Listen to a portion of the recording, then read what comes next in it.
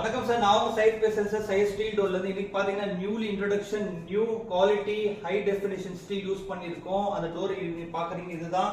இது 3.4 கேல் டோர், புதுசு technology use பண்ணிருக்கோம்.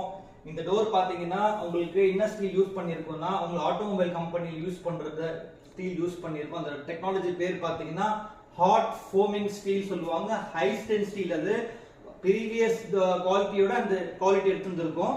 இந்த குவாலிட்டியில நீங்க கண்டிப்பா கூகுள் பண்ண செக் பண்ணலாம். அந்த ஸ்டீல் பத்தி நீங்க இந்த டோர் பாத்தீங்கன்னா ஹாட் ஃபோமிங் ஸ்டீல் டெக்னாலஜி இருக்கு. 200 மைக்ரான் பெயிண்ட் இருக்கு. பிளஸ் உள்ள வந்து ராக்குல் ஃபில்லிங் இருக்கு. அந்த ராக்குல் ஃபில்லிங்னா ஐசோலேட்டட் ஆயிரும், சவுண்ட் ப்ரூஃப் ஆயிரும், எர்த் ப்ரூஃப் ஆயிரும், ஏர் கண்டிஷன் செக் பண்ணாதவங்களுக்கு டெர்மைட் இஷ்யூஸ் வராது. இந்த டோர் பாத்தீங்கன்னா compared any other manufacturing door 16 size தான் வரும். நம்மளுக்கு 7.5 ஃப்ரேம் வருது.